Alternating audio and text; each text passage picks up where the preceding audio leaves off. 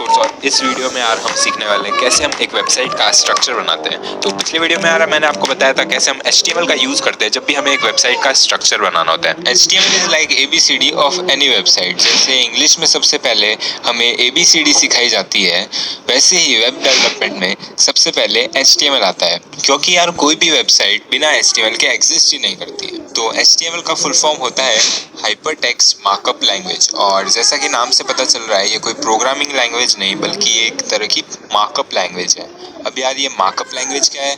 तो ये एक ऐसी लैंग्वेज होती है जिसमें हम कुछ टैग्स की हेल्प से ब्राउजर को इंस्ट्रक्शन देते हैं और उस हिसाब से वो उसे एक वेब पेज पर डिस्प्ले करता है। तो आप समझ ही गए होंगे HTML बहुत ही सिंपल लैंग्वेज है जो कि बहुत सारे एलिमेंट से बनी है। अब क्वेश्चन ये है, ये एलिमेंट्स टैग्स होते क्या है? तो देखते हैं। तो एलिमेंट्स ना इंडिविजुअल कंपोनेंट्स होते हैं किसी भी HTML डॉक्यूमेंट के, और हर एलिमेंट का एक अलग मीनिंग होता है। एलिमेंट के अंदर कुछ टैग्स होते हैं और इन टैग्स से मिलकर ही कोई एलिमेंट बनता है। चलो एक बार देखते हैं टैग्स लिखे कैसे जाते हैं, मतलब इनका सिंटेक्स कैसा होता है। तो दो तरह के टैग्स होते हैं, एक ओपनिंग दूसरा क्लोजिंग। ओपनिंग में सबसे पहले एक ओपनिंग एंगल ब्रैकेट आता है, फिर टैग का नाम, फिर क्लोजिंग एंगल ब्रैकेट। सेम कहानी है क्लोजिंग टैग की भी, और इसमें बस ध्यान रखना इसमें ओपनिंग एंगल ब्रैकेट के बाद एक फॉरवर्ड स्लैश आता है।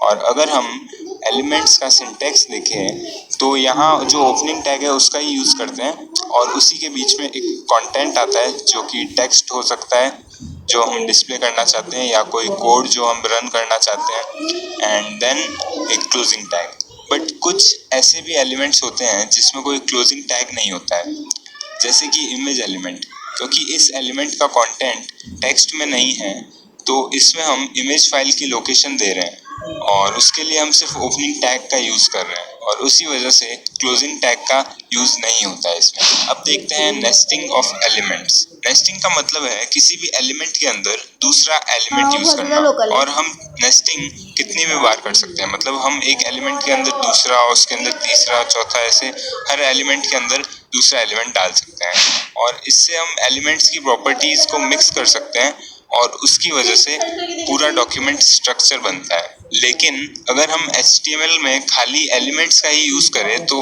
HTML डॉक्यूमेंट एक वर्ड या गूगल डॉक जैसा एक डॉक्यूमेंट लगेगा जिसमें सिर्फ कुछ टेक्स्ट फॉर्मेटिंग हो रखी है। तो HTML में हम यूज करते हैं एट्रीब्यूट्स जो उन एलिमेंट्स में एकदम जान डाल देता है। अब ये एट्रीब्यूट्स क्या है तो देखते हैं। तो हर एलिमेंट को हम कुछ एडिशनल प्रॉपर्टी दे सकते हैं, जैसे इमेज एलिमेंट में हम विड्थ और हाइट का यूज करके इमेज की लेंथ ब्रेड्थ बढ़ा सकते हैं। एट्रीब्यूट का सिंटेक्स भी बहुत सिंपल है। एलिमेंट का जो ओपनिंग टैग होता है उसी टैग के आगे एट्रीब्यूट का एक नाम और उसके आगे इक्वल टू साइन, फिर कोटेशन मार्क में उस एट्रीब्यूट की वैल्यू। नाम में फॉर एग्जांपल अगर हम पैराग्राफ टैग यूज कर रहे हैं तो उसमें हम अलाइन नाम का एक एट्रीब्यूट यूज कर सकते हैं जो कि अलाइनमेंट के लिए यूज आता है, और फिर उसकी वैल्यू जैसे लेफ्ट राइट बॉटम जिस भी साइड हमें अलाइन करना है। अब कुछ ऐसे एलिमेंट्स भी है जिसमें स्पेसिफिक एट्रीब्यूट रिक्वायर्ड होते हैं, जैसे कि मैंने बताया था इमेज टैग। तो इमेज टैग में हम कंटेंट तो लिख नहीं रहे हैं तो हमें इमेज की जो फाइल लोकेशन है वो देनी जरूरी होती है, उसके बिना वो एलिमेंट काम नहीं करता है। साथ ही में कुछ एट्रीब्यूट्स ऐसे भी हैं जिनकी कोई वैल्यू ही नहीं होती, जैसे कि रिक्वायर्ड, जो कि कभी भी फॉर्म सबमिट करते हैं तो दिखाता है ना कि ये फील्ड रिक्वायर्ड है वो, या डिसेबल्ड जिससे कोई भी एलिमेंट डिसेबल हो जाता है और हम बाद में उसे यूज नहीं कर सकते। और इन टाइप्स के एट्रीब्यूट्स को हम बूलियन एट्रीब्यूट कहते हैं। अब कुछ ऐसे एट्रीब्यूट देख लेते हैं जो कि हम वेब डेवलपमेंट की दुनिया में बहुत ही ज्यादा यूज करते हैं, और ये ऐसे एट्रीब्यूट्स है जो हर एलिमेंट में यूज कर सकते हैं। पहला आईडी। आईडी एक ऐसा एट्रीब्यूट है जिससे हम किसी भी एलिमेंट को यूनिक नाम दे सकते हैं। अब आप सोच रहे होंगे ऐसा क्यों यार, हर एलिमेंट का ऑलरेडी एक नाम होता है, हम दूसरा नाम क्यों देंगे? लेकिन ध्यान देना, हमने यहाँ एक यूनिक नाम दिया है जो कि पूरे डॉक्यूमेंट में सिर्फ एक एलिमेंट का ही है, तो इससे हम सिर्फ उस पर्टिकुलर एलिमेंट को यूज कर सकते हैं। अब एक बार देखते हैं कि इन्हें यूज कैसे किया जाता है। तो एग्जाम्पल के लिए लेते हैं पैराग्राफ टैग, जो कि नॉर्मल टेक्स्ट को डिस्प्ले करने के लिए यूज किया जाता है। मान लो हमारी एक ब्लॉग वेबसाइट है जिसमें हम चाहते हैं जो पहला ब्लॉग हो उसका टेक्स्ट ब्लू कलर का होना चाहिए, तो इस केस में हम यूज कर सकते हैं आईडी का, और सबसे पहले वाले एलिमेंट में आईडी एट्रीब्यूट यूज करके एक नाम देते हैं फर्स्ट, मतलब एट्रीब्यूट का नाम है आईडी और उसकी वैल्यू है फर्स्ट। अब वैल्यू हम हमारी मर्जी से कुछ भी दे सकते हैं, मैंने इसमें फर्स्ट ऐसे ही दिया है, आप कुछ भी दे सकते हो रैंडम। फिर कलर देने के लिए हम यूज करते हैं CSS का और CS। अब वैल्यू हम हमारी मर्जी से कुछ भी आईडी एट्रीब्यूट यूज करके एक नाम देते हैं फर्स्ट, मतलब एट्रीब्यूट का नाम है आईडी और उसकी वैल्यू है फर्स्ट। अब वैल्यू हम हमारी मर्जी से कुछ भी दे सकते हैं, मैंने इसमें फर्स्ट ऐसे ही दिया है, आप कुछ भी दे सकते हो रैंडम। फिर कलर देने के लिए हम यूज करते हैं CSS का और CSS में कुछ सेलेक्टर्स होते हैं और उनकी मदद से हम इसे ब्लू कलर दे देंगे। और CSS के बारे में हम एक पूरा डिटेल वीडियो बनाएंगे, जिसका अगर आप बाद में देख रहे हो तो लिंक डिस्क्रिप्शन में ऑलरेडी होगा, नहीं तो आप सब्सक्राइब करके रख सकते हो, आपको वीडियो की नोटिफिकेशन आ जाएगी। सेकेंड है क्लास। क्लास एट्रीब्यूट भी बहुत ही सिमिलर है आईडी से, बस यहाँ वो यूनिक नहीं है, मतलब आप एक से ज्यादा एलिमेंट्स को सेम क्लास दे सकते हैं। तो वही सेम हमारा पुराना ब्लॉग वेबसाइट वाला एग्जांपल से देखते हैं। इस बार हमें ऊपर के जो 2 ब्लॉक्स हैं उन्हें हमेशा ब्लू कलर देना है। हम इस काम को अलग अलग आईडीज का यूज करके भी कर सकते हैं, जैसे कि हमने वहाँ फर्स्ट दिया था तो हम एक दूसरे एलिमेंट को सेकंड नाम दे देंगे और फिर फर्स्ट और सेकंड दोनों को अलग अलग क्लास दे देंगे। बट ये थोड़ा कम्बरसम है और हमारे पास क्योंकि क्लास है जो कि यूनिक नहीं है, तो हम दोनों एलिमेंट्स को एक ही क्लास दे देंगे। तो अगर मैंने उसे फर्स्ट वाली को फर्स्ट क्लास दिया है तो सेकंड वाली का क्लास भी मैं फर्स्ट रख दूंगा। अब क्लास की वैल्यू भी हम रैंडमली कुछ भी रख सकते हैं, यहाँ पे मैंने फर्स्ट लिया है जो कि पहले यूज किया था हमने आईडी में, और आईडी का जो वैल्यू है वही हम क्लास में भी रिपीट कर सकते हैं। ऐसा कोई जरूरी नहीं है कि आईडी में हमने फर्स्ट यूज कर लिया है तो हम क्लास में यूज नहीं कर सकते, ऐसा कुछ। तो हमने उसे क्लास दे दी है, तो अब एक CSS का सेलेक्टर को यूज करेंगे और उस सेलेक्टर से हम एक क्लास को ब्लू कलर दे देंगे। तो जैसे ही हम इन क्लास को ब्लू कलर देंगे तो वो दोनों जो ऊपर के 2 एलिमेंट्स है जिसमें हमने वो क्लास लगाई है उनका कलर चेंज होके ब्लू हो जाएगा। बहुत ही सिंपल है ना। तो हमने देख लिए एट्रीब्यूट्स और हमने देखे एलिमेंट्स। तो अब देख लेते हैं कैसे इन एलिमेंट्स और एट्रीब्यूट्स को यूज करके HTML डॉक्यूमेंट बनाया जाता है। तो किसी भी इंडिविजुअल एलिमेंट से एक पूरा वेब पेज नहीं बनता है, तो उसके लिए यार हम अलग अलग एलिमेंट्स का यूज करके एक पूरा बेसिक स्ट्रक्चर बनाते हैं जिसको हम बॉयलरप्लेट कोड भी कहते हैं, है ना। तो इसके अंदर हम सबसे पहले एक टैग यूज करेंगे जो कि है डॉक टाइप। अब ये थोड़ा सा अलग है, नॉर्मली हम अलग अलग टैग्स देखते हैं उससे। इसमें होता क्या है, बेसिकली हमको सबसे पहले ओपनिंग और क्लोजिंग एंगल ब्रैकेट्स खोलने हैं। अब इसके अंदर हमको यहाँ पे एक एक्सक्लेमेशन मार्क भी लगाना पड़ता है और फिर हम लिखते हैं डॉक टाइप। अब डॉक टाइप का मतलब क्या होता है, डॉक टाइप से हम यार बेसिकली हमारे ब्राउजर को ये बता रहे होंगे कि ये डॉक्यूमेंट का कौन सा टाइप है। तो अलग अलग टाइप के डॉक्यूमेंट होते हैं, HTML, XML और भी तरह के होते हैं। तो हम यार इस पूरे कोर्स के अंदर हम HTML सीख रहे हैं तो HTML लिखेंगे, ठीक है। तो डॉक टाइप हम कैपिटल के अंदर लिखते हैं और स्पेस लगा के HTML लिखते हैं, ठीक है। और फिर हमारा आता है HTML टैग। HTML टैग यार बेसिकली रूट एलिमेंट होता है जिसके अंदर हम हमारा सारा कंटेंट लिखेंगे, जितना भी हमारा अलग अलग एलिमेंट्स होते हैं वो उस HTML टैग के अंदर आएंगे, ठीक है। फिर इसके अंदर हेड टैग आता है सबसे पहले। हेड टैग क्या होता है, तो हेड टैग के अंदर हम बेसिकली जो भी इंफॉर्मेशन डिस्प्ले नहीं हो रही है लेकिन हमारे वेब पेज से रिलेटेड है वो आती है। तो इसमें क्या क्या आ सकता है, इसमें बेसिकली यार हमारा टाइटल क्या है, हमारा जो CSS का कोड, जावास्क्रिप्ट का कोड, ये सारी चीजें जो दिखती नहीं है लेकिन हमारे हेड टैग के अंदर हम लिंक कर रहे होते हैं, ठीक है। तो आइकन जो होता है यार हमारे ब्राउजर के टैब के अंदर, तो वो भी यार हम हेड टैग के अंदर ही लिखते हैं, ठीक है। फिर हमारा लास्ट आता है यार बॉडी टैग। अब बॉडी टैग सबसे इंपॉर्टेंट है क्योंकि इसके अंदर हम वो सारी चीजें लिखते हैं जो कि हमारे ब्राउजर में डिस्प्ले हो रही होती है, ठीक है। अब बॉडी के अंदर हमारे जितने भी एलिमेंट है H1B जो कि हम देखेंगे अभी, वो सारे हम बॉडी के अंदर ही लिख रहे होंगे, ठीक है। तो आप में से यार कुछ लोग सोच रहे होंगे क्या ये डॉक्यूमेंट स्ट्रक्चर, एलिमेंट्स, एट्रीब्यूट्स, ये सारी चीजें हमें याद करनी होगी। तो सिंपल आंसर है यार नहीं। और यार इस पूरे वेब डेवलपमेंट कोर्स में हम जो भी चीज़ें आपको सिखाने वाले हैं वो आपको सिर्फ समझनी है और हमें यार कुछ भी याद नहीं करना है। इनफैक्ट यार इन जनरल वेब डेव में हम जो भी चीज़ें करते हैं उसमें से कुछ भी चीज़ हमें याद नहीं करनी होती। हम कुछ डॉक्यूमेंट्स या गाइड्स को यूज़ करते हैं और जैसे जैसे हमें ज़रूरत पड़ती है हम इन्हें इम्प्लीमेंट कर रहे होते हैं। तो कोड करने के लिए यार हमें कुछ सॉफ्टवेयर की ज़रूरत पड़ने वाली है। तो ये कौन सा सॉफ्टवेयर है, तो हमको यार एक टेक्स्ट एडिटर चाहिएगा जिसमें हम कोड लिख रहे होंगे। तो टेक्स्ट एडिटर क्या होता है, ये बेसिक सा सॉफ्टवेयर होता है जिसके अंदर हम टेक्स्ट लिख रहे होते हैं। अगर आप सोच रहे हो हम माइक्रोसॉफ्ट वर्ड का यूज़ करने वाले हैं तो बिल्कुल नहीं, हम यार बहुत ही सिंपल सा टेक्स्ट एडिटर यूज़ करेंगे जो कि होता है नोटपैड। और अगर आप मैकबुक चला रहे हो तो उसके अंदर हम यूज़ करते हैं टेक्स्ट एडिट। तो यहाँ पे यार मैं मैक चला रहा हूँ तो इसमें यार मैं टेक्स्ट एडिट ओपन कर लेता हूँ तो टेक्स्ट एडिट ओपन करने के लिए हम कमांड स्पेस पे दबाएंगे और लिखेंगे टेक्स्ट एडिट, और जैसे टेक्स्ट एडिट लिखा है यहाँ ओपन हो चुका है। अब हमें इसकी कुछ प्रेफरेंसेस चेंज करनी है, उसके लिए यहाँ पे यार टेक्स्ट एडिट पे क्लिक कीजिए, हम फिर प्रेफरेंसेस पे क्लिक करेंगे और फिर यहाँ पे आप जैसे ही देखोगे तो न्यू डॉक्यूमेंट पे अगर आप क्लिक करेंगे तो यहाँ पे यूज द फॉर्मेट मेन्यू है, तो उसमें आपको प्लेन टेक्स्ट टिक करना है, ठीक है। फिर एक बार इसे क्लोज कर दीजिए और इसे भी क्लोज कर दीजिए, वापस हमें रीस्टार्ट करना है बेसिकली। और जैसे ये रीस्टार्ट हो गया, अब सबसे पहले तो यार इसकी फॉन्ट साइज थोड़ी बढ़ा देते हैं जिससे कि आपको ये क्लियरली दिखे। तो कमांड प्लस पे क्लिक करते हैं तो हमारा फॉन्ट साइज बड़ा हो रहा है। अब इसे रीसाइज कर देता हूँ विंडो को, अब आपको यार क्लियरली दिख रहा होगा आयो। तो सबसे पहले हम क्या लिखेंगे, हम लिखेंगे यार बॉयलर प्लेट कोड, जो कि कोई भी डॉक्यूमेंट लिखने से पहले ज़रूरी होता है। तो डॉक्यूमेंट स्ट्रक्चर जो हमने पढ़ा था अभी वही है हमारा बॉयलर प्लेट कोड। तो उसके लिए हमें सबसे पहले क्या लिखना होता है, सबसे पहले लिखना होता है हमें डॉक टाइप HTML। तो डॉक टाइप HTML से क्या होता है, डॉक टाइप HTML से ये पता चलता है कि एक HTML फाइल है, और हम इससे कुछ नहीं ब्राउज़र को इंस्ट्रक्शन दे रहे होते हैं कि एक HTML फाइल है।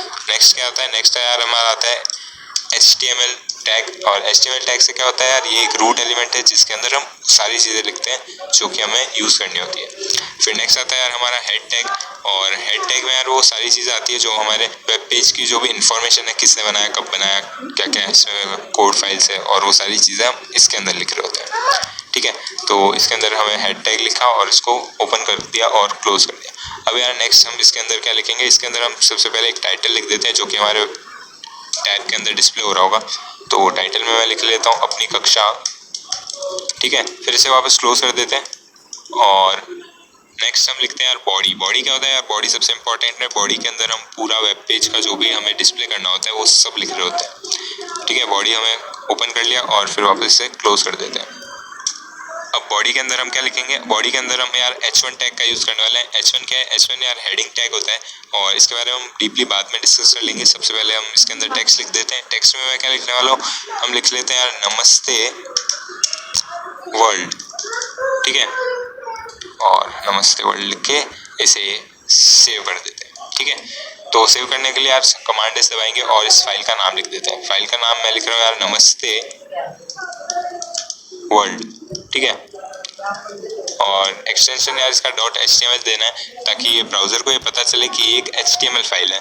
फिर इसे यार डेस्कटॉप पे सेव कर लेते हैं, आप कहीं पे भी कर सकते हो, मैं डेस्कटॉप पे कर रहा हूँ। सेव करके हम क्लिक करेंगे use.html, ठीक है। फिर इसे एक बार क्लोज कर देते हैं। आप देख सकते हो यार डेस्कटॉप पे हमारी फाइल आ चुकी है। अब इसे डबल क्लिक करेंगे तो आप देख सकते हो यार ये हमारा पहला वेब पेज रेडी है, और हमने यार कुछ 10 लाइनों का भी कोड नहीं लिखा है और उसके अंदर हमारी ये वेब पेज रेडी हो गई। तो इसके अंदर यार कुछ एक टेक्स्ट डिस्प्ले हो रहा है वैसे तो, बट हम धीरे धीरे कुछ बहुत ही एक्साइटिंग चीज़ें करने वाले हैं। तो बने रहिए और सब्सक्राइब करके रखिए चैनल को, और साथ ही में यार उस बेल आइकन को भी फोड़ दीजिए। तो हम यार इस कोर्स में बहुत सारा कोड लिखने वाले हैं, और उसके लिए यार अगर हम टेक्स्ट एडिटर या नोटपैड का यूज़ करेंगे तो यार ये बहुत ही ज़्यादा टाइम कंज्यूमिंग होगा।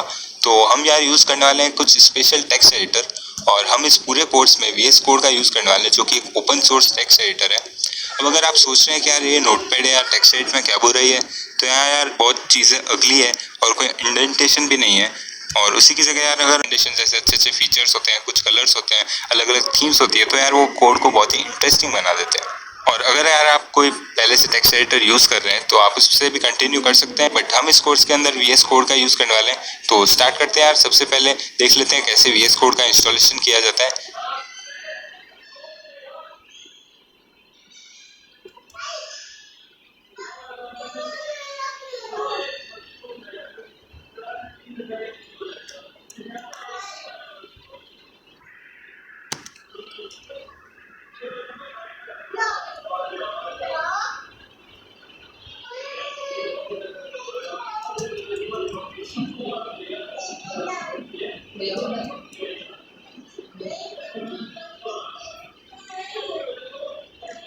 अब हम देख लेते हैं यार कैसे हम VS कोड को विंडोज़ के अंदर इंस्टॉल करते हैं। गूगल क्रोम खोलते हैं और इसके अंदर यार सर्च करते हैं VS कोड।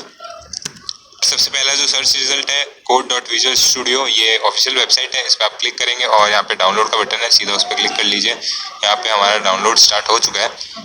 2 सेकंड का वेट करते हैं यार, ये डाउनलोड हो रहा है जब तक। और जैसे ये डाउनलोड हो चुका है आपको इस पर कुछ नहीं क्लिक करना है, और फिर बस ये इंस्टॉलेशन सेटअप आ जाएगा। और बस इसी के साथ यार हमारा VS कोड इंस्टॉल हो चुका है। फिनिश पे क्लिक करते हैं और एक बार इसे खोल के देख लेते हैं। तो यहाँ पे यार हमारा VS कोड इंस्टॉल हो चुका है। अब मैं इस प्यारे से टेक्स्ट एडिटर से आपकी मुलाकात करवा देता हूँ और इसके अंदर कुछ बहुत ही अच्छे अच्छे फीचर्स हैं, तो उससे आपको इंट्रोड्यूस करवा देता हूँ, है ना। तो सबसे पहले यार हमको कोई भी फाइल बनानी होगी इस टेक्स्ट एडिटर के अंदर, तो हम क्लिक करेंगे फाइल पे और फिर न्यू फाइल पे, या फिर ये हमारा शॉर्टकट है कमांड एन, उस पर भी आप क्लिक कर सकते हो, मतलब दबा सकते हो, ठीक है। जैसे मैं इस पे दबा रहा हूँ आपको यहाँ पे नई फाइल दिख रही होगी और इसको सबसे पहले सेव करना पड़ेगा ताकि इस टेक्स्ट एडिटर को पता चले कि कौन सी फाइल है। HTML की हो सकती है, जावास्क्रिप्ट की हो सकती है, CSS की हो सकती है, और भी कई तरह की लैंग्वेजेस होती है, किसी की भी हो सकती है ना। तो यहाँ पे मैं इसका नाम दे रहा हूँ new.html और इसे सेव करते हैं हम डेस्कटॉप पे। तो यहाँ पे आप सेलेक्ट कर सकते हो जहाँ पे भी आपको सेव करना है। मैं डेस्कटॉप सेलेक्ट कर रहा हूँ और फिर हम क्लिक करेंगे सेव पर। तो जैसे मैं क्लिक करूंगा सेव पे, आप देख सकते हो यार यहाँ पे डेस्कटॉप पे ये फाइल आ चुकी है ना। तो अब यार इसके अंदर हम कुछ कोड लिख देते हैं। तो कोड लिखने के लिए यार हमको सबसे पहले क्या लिखते हैं हम, डॉक्यूमेंट स्ट्रक्चर, जो कि बॉयलर प्लेट कोड है। तो उसके लिए यार यहाँ पे एक शॉर्टकट है, जैसे ही हम एक्सक्लेमेशन मार्क लिखेंगे और एंटर दबाएंगे तो यार यहाँ पे हमारा डॉक्यूमेंट स्ट्रक्चर ऑटोमेटिकली बन के आ जाएगा। अब इसके अंदर आप देखो तो अलग अलग टैग्स हैं जो कि ऑटोमेटिक बन रहे हैं। अभी कैसे हो रहा है जादू, तो एक बार आपको बता देता हूँ। तो जैसे मैंने एक्सक्लेमेशन लिखा था, आप देख सकते हो यार यहाँ पे लिखा हुआ है एमिट एब्रिविएशन। अभी ये एमिट एब्रिविएशन क्या है, तो अगर आपको कोई भी चीज जाननी हो तो हम क्या करते हैं, हम सबसे पहले यार उस चीज को गूगल कर लेते हैं, है ना। फिर हम किसी को भी पूछेंगे अगर समझ में ना आए। तो यहाँ पे मैं एमिट सर्च कर रहा हूँ और जैसे मैं एमिट सर्च करूंगा यहाँ पे हमारा रिजल्ट आ गया है और सबसे पहली वेबसाइट एमिट की है। तो इसमें लिखा हुआ क्या है, emit is a set of plugins for text editor that allow for high speed coding and editing in HTML। इसका मतलब ये हुआ कि ये प्लगइन्स है जो कि हम टेक्स्ट एडिटर्स के अंदर इंस्टॉल कर सकते हैं और उसके बाद में यार हम अपनी कोडिंग की स्पीड बढ़ा सकते हैं। कैसे, तो यहाँ पे आप इस चीट शीट पे दबाओ तो आपको यार कुछ बहुत ही अमेजिंग से शॉर्टकट्स मिलेंगे जिसको आप यूज करके यार बहुत ही अच्छे अच्छे फीचर्स है और अलग अलग कोड को जनरेट कर सकते हो। जैसे मैंने आपको बताया था एक्सक्लेमेशन मार्क, और उससे ये जनरेट हो जाता है ना। इसके अंदर और भी बहुत सारी चीजें आप पढ़ सकते हो, एक एक चीजें, ठीक है। जैसे जैसे आप यूज करोगे आपको ये चीजें समझ में आती रहेगी और इस पूरे कोर्स के अंदर यार मैं छोटी छोटी ऐसी शॉर्टकट्स बताता रहूंगा, है ना। तो अब इस एक्सक्लेमेशन मार्क को हटाते हैं और देखते हैं कुछ अलग अलग फीचर्स। तो यहाँ पे जैसे मैं इस आइकन पे क्लिक कर रहा हूँ तो आप देख सकते हो यार सर्च का ऑप्शन आ गया है। तो सर्च का ऑप्शन कब वर्क करता है, जब हम यार इसमें कोई फोल्डर ओपन कर लेंगे। तो फोल्डर ओपन करने के लिए यार हम ओपन फोल्डर पे दबाएंगे और मैं यार इसमें डेस्कटॉप पे ही दबा देता हूँ, है ना। तो ये फोल्डर डेस्कटॉप हमारा यहाँ पे ओपन हो जाएगा, ठीक है। और इसकी फाइल्स भी यहाँ पे आपको दिख रही होगी, है ना। तो जैसे आप इस पे कुछ भी सर्च करोगे तो इन फाइल्स में सर्च अपने आप हो जाएगा, ठीक है। फिर हमारा सोर्स कंट्रोल में यार जो भी चीजें हमको अभी नहीं देखनी है, क्योंकि हम सोर्स कंट्रोल में गिट वाली चीजें लिखते हैं और गिटहब, ये सारी चीजें हम बाद में पढ़ेंगे, ठीक है ना। फिर आता है यार हमारा टेस्ट वाला कॉलम जो कि हम बाद में पढ़ेंगे, तो इसको भी एक बार के लिए छोड़ देते हैं। अब सबसे इंपॉर्टेंट चीज है यहाँ पे यार एक्सटेंशंस। तो एक्सटेंशंस क्या होते हैं, तो यार जब भी हम कोड कर रहे होते हैं ना, तो हमको कुछ चीजें यार और ज्यादा फास्ट बनानी होती है और ज्यादा ऑटोमेट करनी होती है, तो उसके लिए हम एक्सटेंशंस का यूज करते हैं टेक्स्ट एडिटर के अंदर। तो यहाँ पे हम HTML के अंदर इंडेंटेशन करने के लिए यार एक एक्सटेंशन का यूज करेंगे। अब ये इंडेंटेशन क्या है, तो मैं एक न्यू फाइल बना देता हूँ और आपको बता देता हूँ इंडेंटेशन का मतलब क्या होता है। तो मैं उस new.html को ही खोल देता हूँ पहले, और यहाँ पे हम एक्सक्लेमेशन मार्क से एक डॉक्यूमेंट स्ट्रक्चर खोल देंगे। अब इस डॉक्यूमेंट स्ट्रक्चर के अंदर हमको इंडेंटेशन ऑलरेडी दिया हुआ है। जैसे आप यहाँ पे देख सकते हो हेड टैग है, उसके आगे यहाँ पे कुछ स्पेसेस है, फिर अगला टैग आ रहा है ना। तो इसी चीज को यार इंडेंटेशन कहते हैं, है ना। ये जो चार चार टैब का स्पेस आ रहा है ना, इस चीज को हम इंडेंटेशन कहते हैं और इससे हमारा कोड बहुत ही क्लियर दिखता है, ठीक है। अब इसके अंदर आप जैसे ही H1 लिखोगे तो H1 यहाँ पे आ जाएगा और फिर जैसे इस H1 के अंदर जो टैग्स होंगे वो इससे 4 कदम आगे आ रहे हैं। तो बस यार इसी चीज को हम इंडेंटेशन करते हैं, बट ये ऑटोमेटिकली नहीं होता है, तो उसके लिए हम कोई एक्सटेंशन का यूज करेंगे। और जैसे आप यहाँ पे देख सकते हो एक्सटेंशन का टैब है, उसमें हम लिखेंगे प्रीटियर, और प्रीटियर से यार क्या होता है हमारा कोड फॉर्मेट हो जाता है, ठीक है। अब इसे मैं इंस्टॉल कर रहा हूँ और जैसे मैंने क्लिक किया आप देख सकते हैं यार ये इंस्टॉल हो चुका है। इसे फिर से क्लोज करते हैं, इसे भी फिर से क्लोज करते हैं और इसे मैं बड़ा कर देता हूँ। अब मैं इसका इंडेंटेशन हटा देता हूँ और आपको दिखाता हूँ यार कैसा ये लगेगा अनइंडेंटेड, है ना। तो ये यार हमारा अनइंडेंट हो चुका है। अब इसको इंडेंट करना हो तो हम क्या करेंगे, तो हम यार यहाँ पे क्लिक करेंगे सेटिंग वाले आइकन पे और कमांड पैलेट पे क्लिक करेंगे और इसमें हम सर्च करेंगे यार फॉर्मेट डॉक्यूमेंट। तो जैसे भी मैंने यार सर्च किया आप देख सकते हो रिसेंटली यूज में हमारा आ गया है और यहाँ पे यार इसका शॉर्टकट लिखा हुआ है शिफ्ट ऑप्शन F। तो जैसे मैं इस पे क्लिक करूंगा यार हमारा डॉक्यूमेंट इंडेंट हो चुका है। तो बस यार ये थे कुछ खास फीचर्स। अब हम कुछ इंपॉर्टेंट एलिमेंट्स देखेंगे और वैसे तो यार HTML के अंदर बहुत सारे एलिमेंट्स हैं, तो हम यार सारे एलिमेंट्स तो कवर नहीं कर सकते, तो हम कुछ बहुत ही इंपॉर्टेंट एलिमेंट्स को कवर करेंगे और उनके एट्रीब्यूट्स को भी कवर करेंगे। तो अगर हमें HTML के अंदर किसी भी टाइप की हेडिंग देनी हो तो हम यूज करते हैं यार हेडिंग एलिमेंट का। और यहाँ पे यार 6 तरह के हेडिंग एलिमेंट्स होते हैं। सबसे पहले H1, H2, H3, H4 और ऐसे करके H6 तक। H1 यार सबसे बड़ा फॉन्ट साइज वाला होता है और ये मेन हेडिंग के लिए यूज किया जाता है और इससे हम नॉर्मल टेक्स्ट डिस्प्ले करते हैं बड़े बड़े फॉन्ट्स के अंदर, ठीक है। और उसी तरह से यार H2 है जो कि उससे छोटा होता है, और H3, H4, H5, H6 तक। तो अब हम यार इसी चीज को एक बार कोड करके देख लेते हैं। तो कोड करने के लिए यार हम फिर से हमारा टेक्स्ट एडिटर खोल लेते हैं VS कोड, और हम यहाँ पे यार डेस्कटॉप के अंदर एक फोल्डर बना देते हैं। फोल्डर का नाम यार मैं यहाँ पे लिख रहा हूँ अपनी कक्षा, आप कुछ भी रख सकते हो। फिर इस फोल्डर को आपको ड्रैग करके ड्रॉप करना है अपने VS कोड के अंदर, और VS कोड को मैं फुल स्क्रीन कर देता हूँ। अब यहाँ पे यार ये टेक्स्ट बहुत ही छोटा आ रहा होगा, तो उसके लिए यार कमांड प्लस इतना आएगा, आपको क्लियरली दिख रहा होगा वो। और यहाँ पे हमारा फोल्डर खुल चुका है, तो यहाँ पे यार न्यू फाइल पे क्लिक कर देते हैं। तो जैसे मैं न्यू फाइल पे क्लिक करूंगा, नई फाइल बन चुकी है। अब इसे सेव कर देते हैं सबसे पहले, और नाम यहाँ पे मैं लिख देता हूँ index.html। और index.html क्यों? क्योंकि यार जब भी हम कोई सर्वर में फाइल सेव करते हैं ना, तो जो हमारी सबसे पहली फाइल जो होती है उसका नाम इंडेक्स ही होता है। क्यों? क्योंकि जब भी कोई यूजर हमारे सर्वर को लोकेट करे, तो जैसे ही वो वेब एड्रेस में हमारा URL डालेगा, तो सबसे पहली फाइल जो खुलती है वो होती है index.html, ठीक है। तो इसे index.html से सेव कर लेते हैं, और सबसे पहले हम लिखते हैं यार हमारा बॉयलर प्लेट कोड। उसके लिए यार हमारे पास VS कोड के अंदर एक बहुत ही शानदार शॉर्टकट है, उसका नाम है HTML:5। और जैसे मैं इसे एंटर दबाऊंगा, आप देख सकते हैं यार हमारा बॉयलर प्लेट कोड आ चुका है। तो आप इसमें देखोगे यार कुछ चीज़ें अलग है, जैसे कि यहाँ पे एक एट्रीब्यूट यूज किया है लैंग।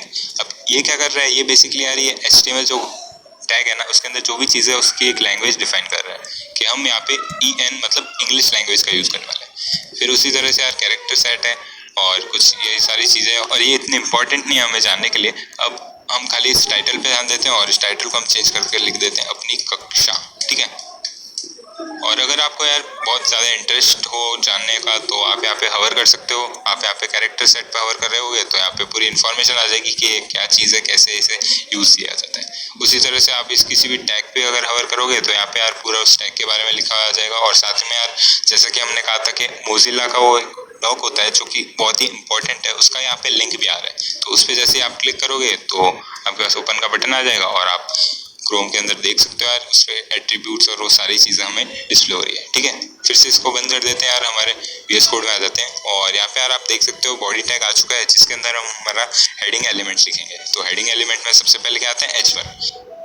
तो जैसे ही यहाँ पे यार मैंने H1 लिखा है, आप देख सकते हो और ऑटोमेटिकली ओपनिंग और क्लोजिंग टैग आ चुके हैं। अब इसके अंदर हमको क्या लिखना है, टेक्स्ट। तो मैं लिख देता हूँ इसमें यार वेलकम टू अपनी कक्षा, और फिर इसे सेव कर देते हैं। और यार यहाँ पे मैंने खाली H1 का यूज़ किया, तो इसे कॉपी पेस्ट करके H6 तक लिख देते हैं। और कॉपी पेस्ट नहीं करना है तो आपके पास एक और शॉर्टकट है जो कि ऑप्शन शिफ्ट डाउन है। तो जैसे हम इसे क्लिक करेंगे, आप देख सकते हो यार ये नीचे ऑटोमेटिकली कॉपी होता जा रहा है। तो हमने 6 बार इसे कॉपी कर लिया। अब इसे नाम चेंज कर देते हैं, H2, H3, H4, H5, H6। Similarly यहाँ पे भी H6, H5, H4, H3, H2। इसे एक बार सेव कर लेते हैं, और फिर जाते हैं हम उस फोल्डर के अंदर और इसे ओपन करते हैं। डबल क्लिक करेंगे, और ये यार हमारा हेडिंग एलिमेंट यहाँ पे डिस्प्ले हो रहा है। H1 से लगाकर H6 तक, साथ में हमने टाइटल जो लिखा था वो भी डिस्प्ले हो रहा है। तो यार ये हमारा हेडिंग एलिमेंट था, जो कि एक बहुत ही ज़्यादा यूजफुल एलिमेंट है। नेक्स्ट हम देखते हैं यार पैराग्राफ। तो सबसे पहले यार पैराग्राफ टैग यूज कहाँ आता है, तो जहाँ कभी भी हम नॉर्मल टेक्स्ट देखते हैं, जैसे कि फेसबुक की कोई पोस्ट हो गई, या आप यूट्यूब का ये डिस्क्रिप्शन ही ले लो, तो इसमें यार सिंपली P टैग का यूज करके इसे डिस्प्ले किया जाता है। अब हम कुछ यार चुन्नू मुन्नू टैग्स देख लेते हैं जो कि हम कभी कभार यूज कर लेते हैं, जैसे कि यार BR टैग जो कि लाइन ब्रेक देने के लिए यूज किया जाता है, और एक HR टैग जो कि हॉरिजॉन्टल रूल देने के लिए काम में लिया जाता है। हॉरिजॉन्टल रूल अगर आपको समझ नहीं आया, तो बेसिकली एक लाइन खींचने के लिए हम यूज करते हैं HR टैग का। और फिर यार यहाँ पे एक बहुत ही इंपॉर्टेंट चीज़ है जो हमको नोट करनी पड़ेगी। अगर हम हमारे HTML डॉक्यूमेंट के अंदर कोई भी नॉर्मल टेक्स्ट लिख रहे होते हैं किसी भी टैग के बीच में, और उसमें अगर हम स्पेस दे दें, तो वो स्पेस ब्राउजर में डिस्प्ले नहीं होती है।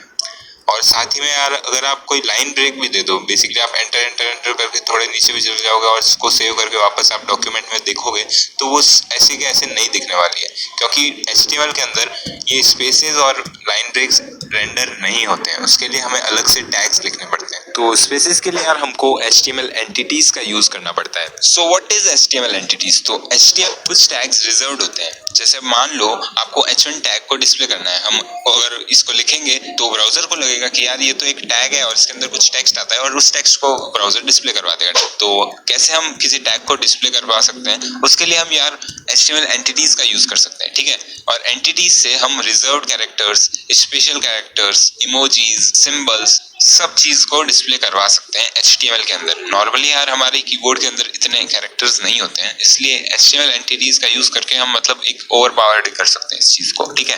तो अब इसका सिंटैक्स कैसा होता है? तो इसके अंदर यार हम एम्परसेंड का यूज करते हैं सबसे पहले, और उसके अंदर लिखेंगे हम हमारा कोड। अब कोड यार या तो नंबर के फॉर्म में होगा या फिर स्ट्रिंग के फॉर्म में, ठीक है। फिर एंड में हम लिखेंगे एक सेमीकोलन। अब एक बार फिर से यार उस H1 टैग को ही डिस्प्ले करवाते हैं। तो यहाँ पे हमारा H1 टैग खुला है। अब इसके अंदर फिर से हम H1 टैग को वापस ओपन कर लेते हैं। तो H1 जैसे ही मैंने ओपन किया तो यहाँ पे हमारा क्लोजिंग टैग भी आ गया है, इसको हटा देते हैं, ठीक है। फिर इसे सेव करते हैं। अब सेव करने पर यार इंडेंटेशन पूरा हमारा बिगड़ रहा है। एक बार को यार 100 बिगड़ता, इसे रिफ्रेश करता हूँ मैं, तो आप देख सकते हो यार कुछ चेंज नहीं आ रहा है, ठीक है। अब मान लो इसी चीज को हमें डिस्प्ले करवाना है, बट यहाँ पे तो नहीं आ रहा है ना, तो कैसे करवाएंगे? तो उसके लिए यार एंटिटीज का यूज करते हैं। सबसे पहले तो हमको एक कैरेक्टर यूज करना पड़ेगा जो कि है ओपनिंग एंगल ब्रेसेस, है ना। तो सर्च करते हैं यार HTML एंटिटीज ओपनिंग। तो यहाँ पे यार लिस्ट आ चुकी है पूरी HTML एंटिटीज की। अब इसे खोलते हैं और देखते हैं यार इस लिस्ट में हमारा ओपनिंग एंगल ब्रैकेट कहाँ है। तो यहाँ पे आप देख सकते हो यार ये एंटिटी है जिसमें कुछ यहाँ पे स्ट्रिंग में कोड है, यहाँ पे नंबर्स में है, यहाँ पे हेक्साडेसिमल में। आप कोई भी यूज कर सकते हो, मैं नॉर्मली स्ट्रिंग का यूज करता हूँ ताकि ये याद रहे हमें, मतलब LT और ये सब याद रह सकता है, नंबर्स हमको याद नहीं रहेंगे, ठीक है। वैसे याद करने की कोई जरूरत नहीं है, आप हमेशा आप यहीं आइए और इसे यूज कर सकते हैं। तो जैसे ही मैं इसे सेव करता हूँ आप देख सकते हो यार यहाँ पे हमारा ये एंगल ब्रैकेट खुल चुका है ना। अब कुछ नहीं, इसके आगे हमको H1 लिखना है। यहाँ पे आप देख सकते हो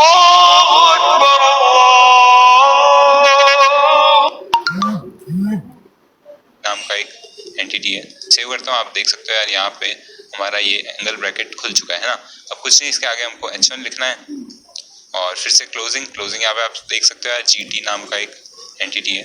तो इसे यहाँ पे लिखेंगे और सेव करेंगे, ठीक है। तो आप देख सकते हो यार कुछ इस तरह से हमने H1 टैग को डिस्प्ले करवा लिया है।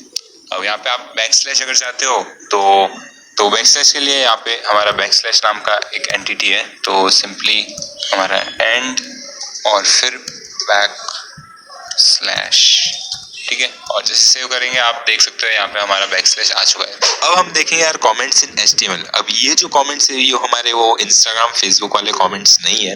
बेसिकली यार हर प्रोग्रामिंग लैंग्वेज के अंदर हमको यार कमेंट्स की फंक्शनैलिटी दी जाती है।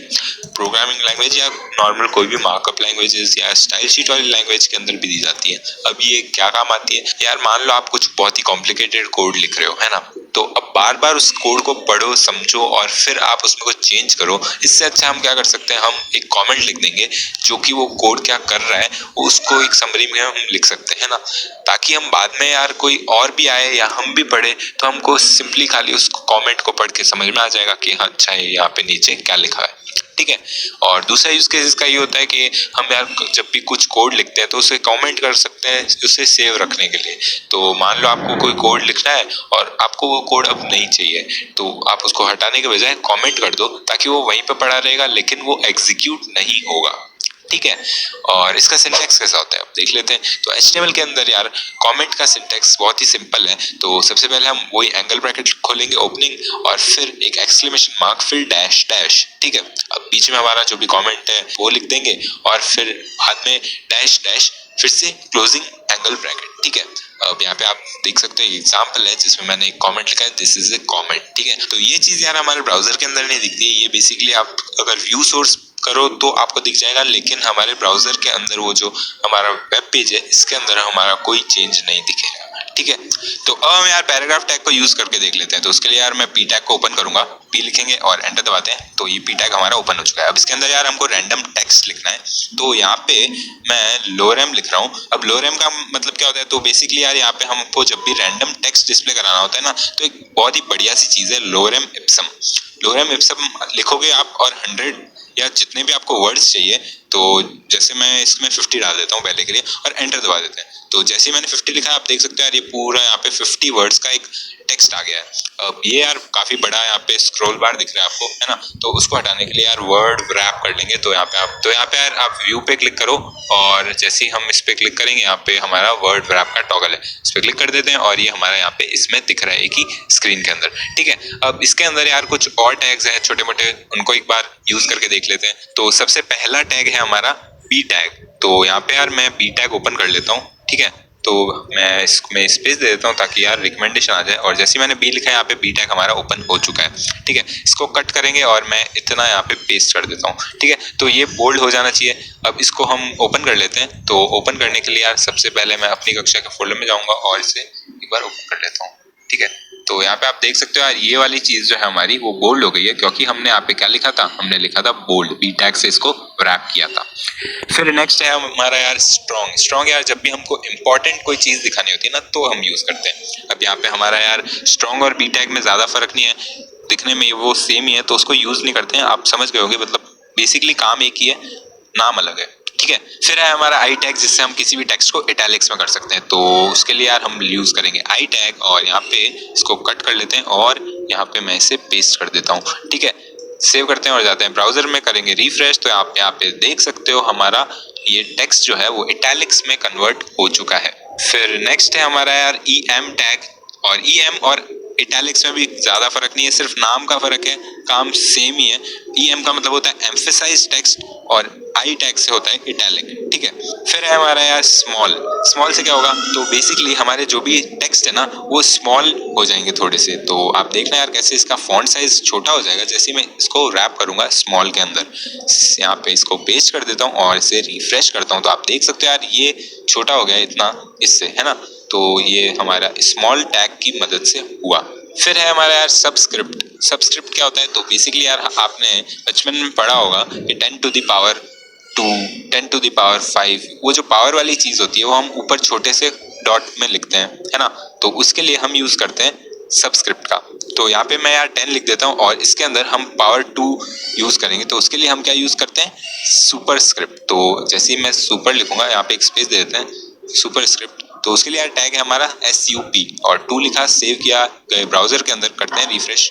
तो आप देख सकते हो यहाँ पे हमारा 10 टू द पावर 2 आ रहा है। उसी तरह से यार आपने अगर लोगैरिथम्स पढ़े हो तो उसके अंदर यार हम नीचे लिखते हैं 10 log 2, है ना। तो उसके लिए हम यूज करते हैं सबस्क्रिप्ट का। तो यहाँ पे हम इसको सबस्क्रिप्ट में लिख देंगे और उसके लिए यार सब टैग यूज करते हैं। तो एक स्पेस दे देता हूँ और लिखता हूँ सब, करते हैं एंटर और फिर लिखते हैं 2, जाते हैं हमारे ब्राउजर में, करेंगे रिफ्रेश। तो यहाँ पे आप देख सकते हो हमारा लॉग जो है 2 आ गया। ठीक है, तो बस यार ये थे हमारे सिंपल से टैग्स और यहाँ पे मैंने पी टैग भी आपको बता दिया है।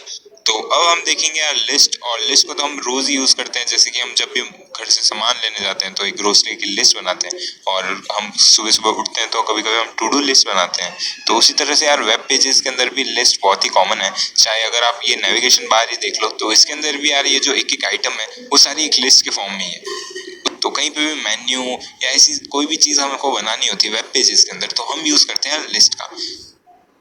Don't skip the opportunity to study abroad. With the Duolingo English test, we can make this. तो कहीं पे भी मेन्यू या ऐसी कोई भी चीज हमको बनानी होती है वेब पेजेस के अंदर तो हम यूज करते हैं लिस्ट का।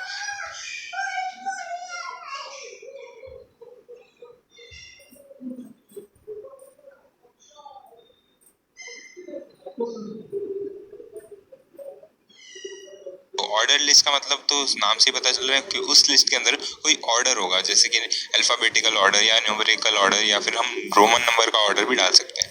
और अनऑर्डर लिस्ट नाम से पता चल रहा है इसमें कोई ऑर्डर नहीं है, बेसिकली इसमें कुछ डॉट डॉट्स या स्क्वायर स्क्वायर, मतलब जब भी हमें कोई स्टेप्स के अंदर बात करनी हो तो हम ऑर्डर्ड लिस्ट का यूज कर सकते हैं, और नॉर्मली हम अनऑर्डर्ड लिस्ट का भी यूज कर सकते हैं। तो चलो यार इसे एक बार देख लेते हैं कोड करके। तो हम यार सबसे पहले बनाते हैं एक शॉपिंग लिस्ट। तो जब भी हमें यार बाजार से सामान लाना होता है तो हम एक शॉपिंग लिस्ट बनाते हैं। तो उसी तरह से यार इसमें बना के देख लेते हैं। तो मैं एक हॉरिजॉन्टल लाइन खींच रहा हूँ, उसके लिए हमने HR टैग का यूज किया है। तो लिस्ट का सिंटेक्स कैसा होता है, तो अगर हम ऑर्डर्ड लिस्ट की बात करें तो इसके अंदर यूज करते हैं हम OL टैग का। तो सबसे पहले यार OL टैग खोलेंगे और उसके अंदर हर आइटम के लिए हमको यूज करना होता है एक और टैग जो कि है लिस्ट आइटम। तो LI टैग यूज करते हैं उसके लिए। तो जितने आइटम हमें डालना है उतने बार हम li टैग का यूज करके। फिर आता है यार अनऑर्डर्ड लिस्ट, तो उसके अंदर यार हम यूज करते हैं ul टैग का। सेम स्ट्रक्चर होता है इसमें भी, पहले ul टैग ओपन करते हैं और हर आइटम के लिए फिर li टैग का ओपन करते हैं, ठीक है ना। तो समझ में आ गया होगा। अब एक बार इसे कोड करके भी देख लेते हैं। तो VS कोड में आ जाते हैं और सबसे पहले टाइप करते हैं यार HR से क्या होगा, एक लाइन आ जाएगी। लाइन खींचने के बाद में हम एक शॉपिंग लिस्ट बना देते हैं जिससे हम देख सके यार कैसे हम ul टैग का यूज कर सकते हैं। तो सबसे पहले मैं एक हेडिंग दे देता हूँ जिससे कि पता चले कि एक शॉपिंग लिस्ट है। और फिर यार हम नेक्स्ट लाइन के अंदर ul टैग को ओपन कर लेते हैं और ul टैग के अंदर हम हर आइटम के लिए क्या बनाते हैं, एक लिस्ट आइटम। तो li टैग का यूज किया और इसमें सबसे पहला आइटम मैंने लिख दिया मिल्क। और शायद जितने भी आइटम हमको डालने हो उतनी बार हमको लिस्ट आइटम यूज करना पड़ेगा, तो उसके लिए मैं इसे कॉपी कर लेता हूँ। तो मैंने कॉपी कर लिया है। अब इसके अंदर यार बस हमको आइटम चेंज करना है। ऊपर तो यार बहुत मुश्किल से काम कर रहे हैं।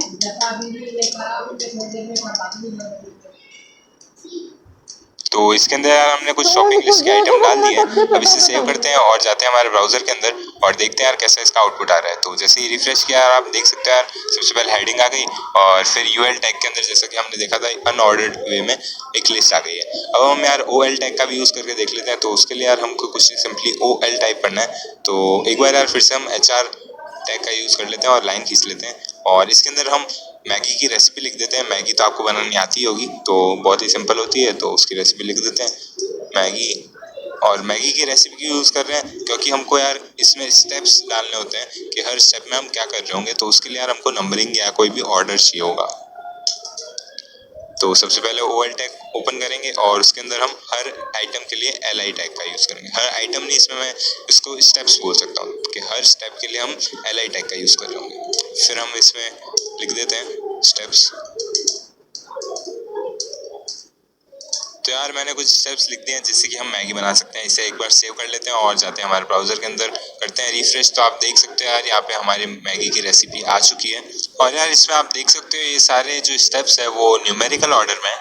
तो मान लो आप इसको चेंज करना चाहो और इसको आप अल्फाबेटिकल ऑर्डर या रोमन नंबर्स में चेंज करना चाहो, तो उसके लिए क्या कर सकते हैं यार। तो एक बार यार कोड एडिटर में आ जाते हैं और उसके लिए हम यूज कर सकते हैं यार टाइप नाम का एक एट्रीब्यूट।